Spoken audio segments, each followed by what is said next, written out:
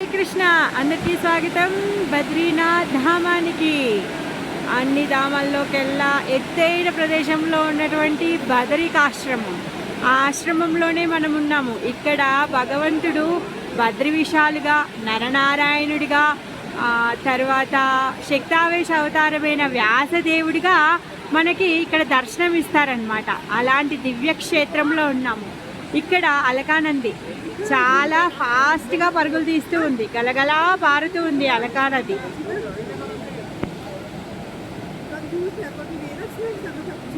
ఈ ముందుగా కనిపించే శిలే నారద శిల.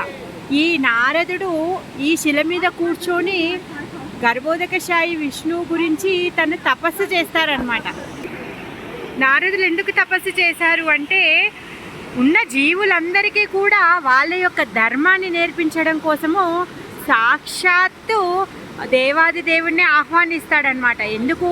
నాన్న ఏది చేస్తే పిల్లలు అది చూసి నేర్చుకుంటారు కదా. అందుకే అందరి నాన్న అయిన నా విష్ణువుకి నారదుడు ప్రార్థిస్తాడనమాట.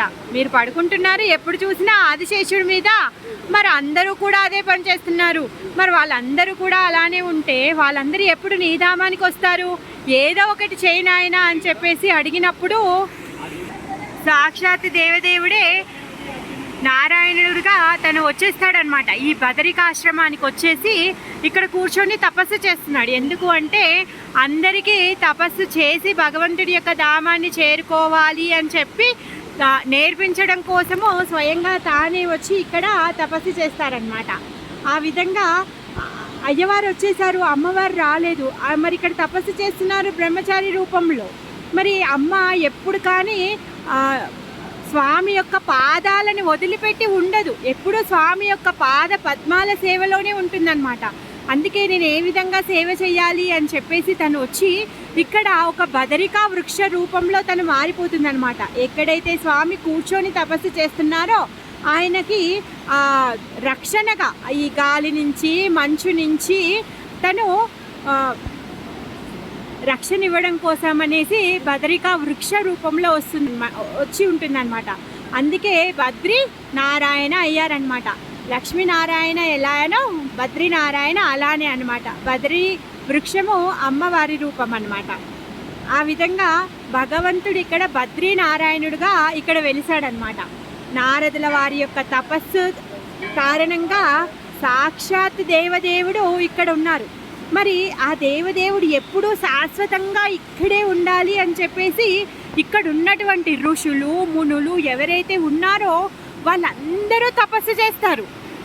తపస్సు చేస్తే చాలా విశాలమైన హృదయంతో ఉన్నటువంటి ఆ మునుల తపస్సుకి, వాళ్ళ ఋషుల యొక్క తపస్సుకి మెచ్చి తను తదాస్తు అంటారనమాట. అందుకే సాక్షాత్ భగవంతుడు వెలిసి ఉన్నటువంటి ప్రదేశం అన్నమాట. ఈ ప్రదేశము తపస్సుకి మాత్రమే. ఇక్కడికి వచ్చి మనం ఎంత మాత్రం కూడా మన యొక్క ఇంద్రియ తృప్తిని మనం చేయకూడదు ఇక్కడ.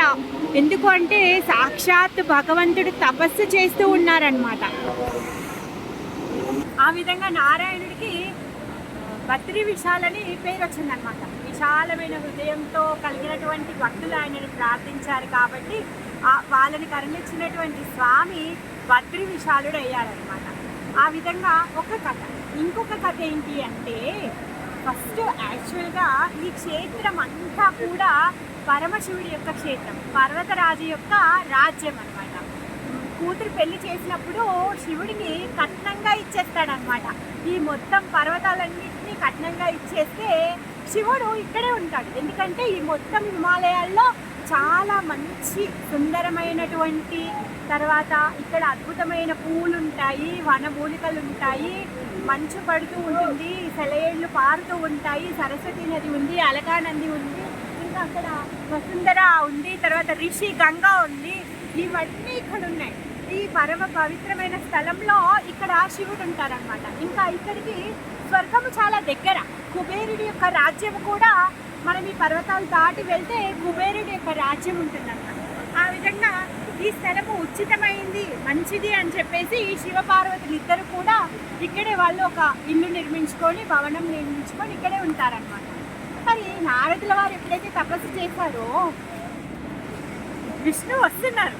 వచ్చేటప్పుడు తపస్సు చేయడానికి ఒక సరైన స్థలం కావాలి అని చెప్పేసి తను వెతుకుతూ ఉన్నారనమాట. అప్పుడు ఏంటి అంటే విష్ణు చూస్తాడనమాట, ఈ స్థలం అయితే చాలా బాగుంది, నేను తపస్సు చేయడానికి అనేసి అనుకుంటారు. అప్పుడు కానీ ఇక్కడ శివుడు ఆల్రెడీ ఉన్నాడే, మరి శివుడు ఇక్కడ ఉన్నాడు కదా, మరి నాకు ఈ ప్లేస్ కావాలి అని అడగాలి కదా. అడగకుండా పరమశివుడు తన స్వామి ఏది అడిగితే అది ఇవ్వకుండా ఊరుకుంటాడా? మరి ఏం చేశాడు అంటే విష్ణు చాలా చిన్న పిల్లోడి రూపంలో వచ్చి ఇక్కడ ఉన్నటువంటి ఏదైతే తప్త కుండం ఉందో ఆ తప్త కుండం దగ్గర కూర్చొని ఏడుస్తూ ఉంటాడనమాట. శివపార్వతులు ఇద్దరు పొద్దున్నే లేచి తప్త కుండంలో స్నానం చేయడం కోసం అనేసి వస్తారనమాట.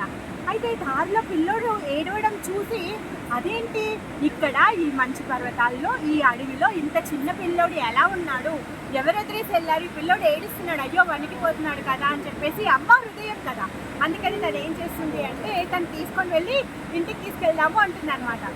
శివుడికి తెలుసు అన్నీ, అంటాడనమాట, వద్దు మనం ఏమీ హెల్ప్ చేయాల్సిన అవసరం లేదు, ఊరికే మోసపోతాం మనము అనేసి అంటాడు అనమాట. అంటే అమ్మ అలా కాదు, మీరు అన్నిట్లో ఏదో ఒక పరీక్షించి చూస్తూ ఉంటారు, అలా కాదు, సరళంగా ఉన్న పిల్లోని చూసి అలా అంటున్నారు అనేసి అంటారు. అప్పుడు ఆ అబ్బాయిని తీసుకొని వెళ్ళి తన ఇంట్లో దింపేసి మళ్ళీ శివపార్వతులు ఇద్దరు వచ్చి ఆ తప్తకుండంలో స్నానం చేసి మళ్ళీ రిటర్న్ వెళ్దాము అని చెప్పేసి బయలుదేరుతారనమాట. అప్పటికి తిరిగి వెళ్ళే లోపల నుంచి విష్ణు గడి పెట్టుకుంటాడు అనమాట. వాళ్ళు వెళ్ళి డోర్ ఓపెన్ చేసి డోర్ ఓపెన్ అవ్వట్లేదు. ఎంత ఓపెన్ చేసినా ఓపెన్ అవ్వకపోయేసరికి అప్పుడు శివపార్వతులు ఇద్దరు అయ్యో ఏంటి మేము అసలు లోపల ఎలా పెట్టుకుంటారు, ఆ పిల్లోని వదిలేసి వచ్చామే, ఇదేంటి అనేసి కిటికీలో నుంచి వెళ్ళి చూస్తారనమాట. సాక్షాత్ దివ్యమంగళ స్వరూపంతో ఆ నారాయణుడి చతుర్భుజ అవతారంలో శంఖ చక్ర గదా పద్మాలను ధరించి తను విరాజమానుడై ఉంటాడనమాట. ఎప్పుడైతే ఆ రూపాన్ని చూసిన తర్వాత నా స్వామి వచ్చారు అని చెప్పేసి శివుడు ఇంకా పార్వతి ఈ ప్రదేశాన్ని వదిలేసి వాళ్ళు కేదార్నాథ్కి వెళ్ళిపోతారనమాట. ఆ కేదార్నాథ్ పర్వతం ఏదైతే ఉందో అక్కడికి వెళ్ళిపోయి వాళ్ళు అక్కడ ఉంటారనమాట. ఆ విధంగా యాక్చువల్గా శివపార్వతులు ఇక్కడే ఉండేవాళ్ళు అనమాట. అందుకే మనకు ఇక్కడ ఈ నారదశిల పైన కొంచెం మెట్లు ఎక్కితే అక్కడ ఆది కేదార్ మందిరం ఉంది.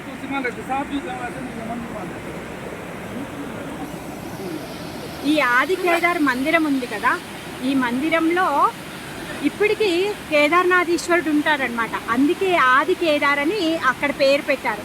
ఇంకా ఆది కేదార్ శివలింగం పక్కకి చిన్న బుజ్జి 2 పాదాలు ఉంటాయి. ఆ 2 పాదాలు ఎవరివంటే విష్ణు ఆ చిన్న బాలుడి రూపంలో వచ్చారు కదా, ఆయన యొక్క పాద పద్మాలు ఉంటాయన్నమాట. అవి మనం ఇప్పుడు దర్శనం చేసుకోవచ్చు అనమాట. ఆ విధంగా ఇక్కడికి బద్రీనారాయణుడు ఈ ప్రదేశంలో వచ్చి నివాసం ఏర్పరిచారనమాట. అందుకే ఈ క్షేత్రము నారాయణ క్షేత్రం అయ్యిందనమాట.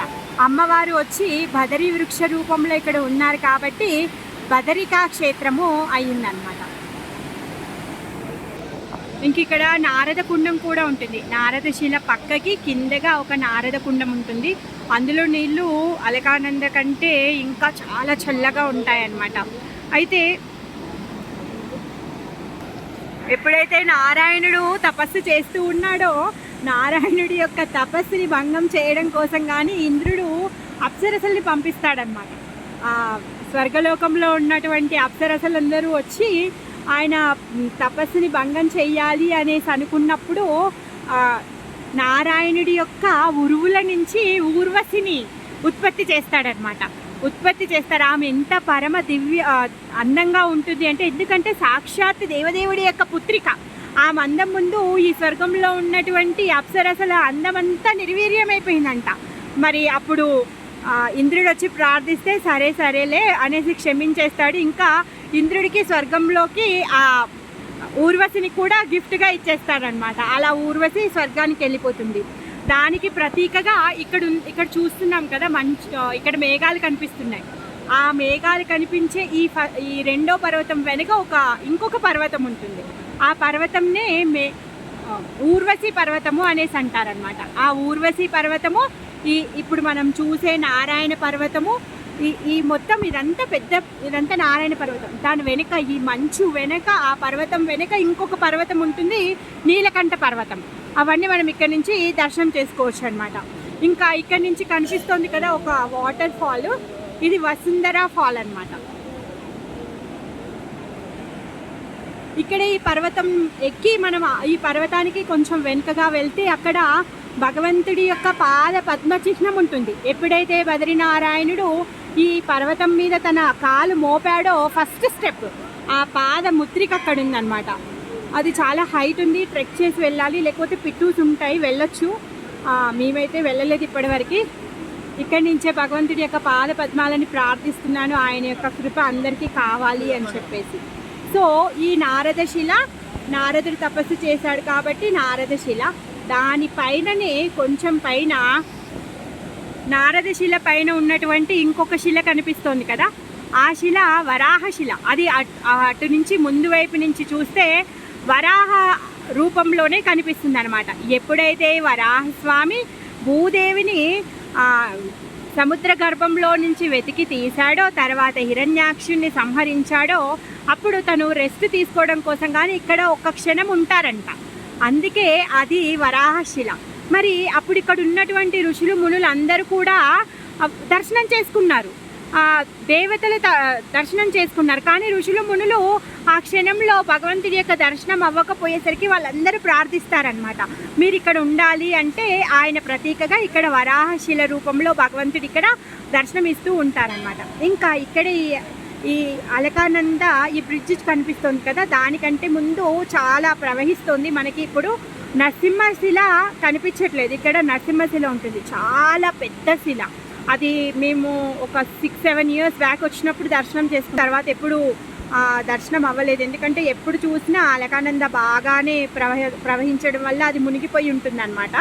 సో నరసింహస్వామి కూడా ఇక్కడికి వచ్చారు, ఇక్కడ భక్తులు ఆయనని కీర్తించారు. ఆయన ప్రతీకగా చాలా పెద్ద శిల, అది శాలిగ్రామ శిల, నరసింహశిల ఇక్కడ ఉందన్నమాట. ఇంకా అలానే ఈ ఆది కేదార్ మందిరం అని చెప్పాను కదా, ఆది కేదార్ మందిరానికి ఆనుకొనే గరుడ శిల ఉంది.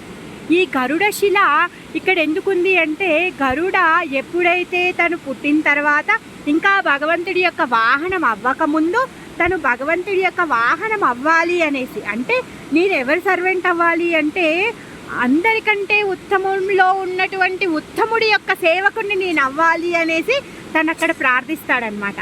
తన ప్రార్థనకి మెచ్చి సాక్షాత్ దేవదేవుడు ప్రత్యక్షమై తన వాహనంగా తన్ని స్వీకరిస్తాడు. ఆ శిల గరుడ శిల.